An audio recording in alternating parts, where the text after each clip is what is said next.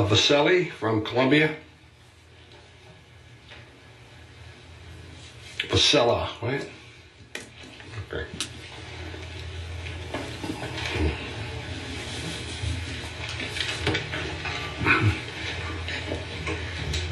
Good evening. My name is Nicole, Vacila, and I come from Columbia, Connecticut. Thank you all for hanging in there with all of us. I understand that we're only a little over 2/3 of the way through. Yeah. We all want what works. We all want what saves lives. Gun owners are against gun violence. It makes us look bad. I have heard over and over again this panel searching for what both sides would compromise on.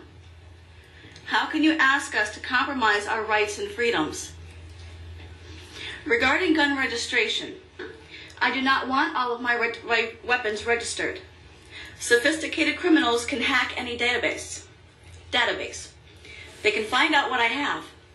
They can know how to arm themselves against me. And they know what they can leave with. How am I supposed to protect my family that way? Mental health. No one can deny that this is an issue. No one can deny that the more mood-altering drugs that are introduced, the more negative effects we're going to see on our streets and in our schools. This is a highly underdiagnosed and over-medicated country. More regulations mean more flaws in the system. If you want to see this issue fixed, you must be ready to hold accountable the pharmaceutical industry and the FDA. Over the years, the population has increased, but every year, crime has gone down. The current regulations are working. You don't need to change anything. My solution, and you're going to love me for this, is to get rid of the gun-free zones. I know for a fact there are teachers that want to carry. I know for a fact there are teachers who do not want to carry. I believe that if our children are protected by teachers with guns, they're protected. I think that having an armed guard in the school would cost money, that would come out of budgets, it would come out of educational programs to pay for that armed guard. It would give any wanted intruder his first target. If the teachers are carrying, and it's on a no, don't ask, don't tell basis, nobody knows who is armed and who isn't. Who are you going to want to attack anywhere when you don't know who is carrying and who isn't? It's a deterrent. But that is all.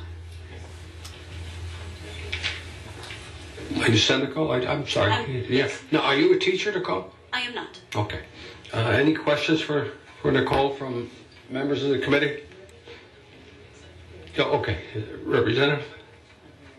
Nicole, thank you for your testimony. You talk about arming teachers. If I'm a wacko and you've got 2 or 3 guards at the school, I'm going to go out, and my grandson plays flag football. There's probably 30 or 40 young children on the football field. Can you speak up a little bit? I have a grandchild that's out there playing flag football with probably 30 or 40 other youngsters. If you had the armed guards at the school, I'll go down and do it at the field. So I'm not sure if just arming guards, putting armed guards at the schools is going to solve all our problems. I'm against the armed guards. Okay, because we can talk about arming everybody, and I'm against most of these rules. I think you already know that. But we talk about arming people in the school. We talk about all these different things, and if I'm a wacko and want to get young adults, we had to go on the bus. If I wanted to go on the bus, I wouldn't just shoot the bus driver. I'd go in with my pistol or whatever I have, and I'd take out a few children on a school bus. There's so many. We can't guard for all the different places that we could, if a wacko to do something. Everybody talks here, but I of course, I'm an old goat, real old. Something's wrong with our society, and nobody seems to be talking about that.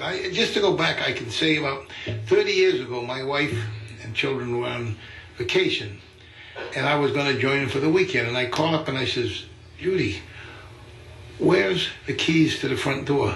We didn't have keys to the house. That was only 30 years ago. We had no front door nor back door key. We never locked the doors. We went to church, we went to games, we went to everything. We never locked the doors. Today, I lock every door, I lock every window, I got an alarm system, I got a dog, and I got a car that's right outside in the yard, and I have the car locked. So I think we got to look at society. It's not just guns, and it's not just we can arm everybody.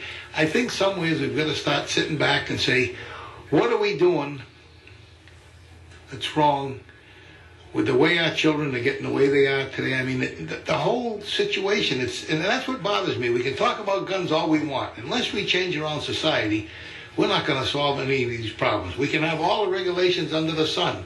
I don't think we're going to solve any of the problems. Some ways we've got to sit back and say, as a society, we've got to say, let's go back. And not saying in my day was the right way. You know, my dad was from Italy and we did a lot of things differently. But we've got to do things different than we're doing right now, because I don't care what you come up with, we're not going to solve all our problems. And that's just my opinion. But you as a young, could be a mother, you know, we've got to come up with something different. And I leave it up to you young people to come up with something. Tell us whether we're going to do it as legislators. We can't legislate good motherhood. You know, there's so many things that we can't legislate that we can talk about. We can't legislate. And those are things that I think are wrong with today's society. Not the guns. I think it's what we're doing at home.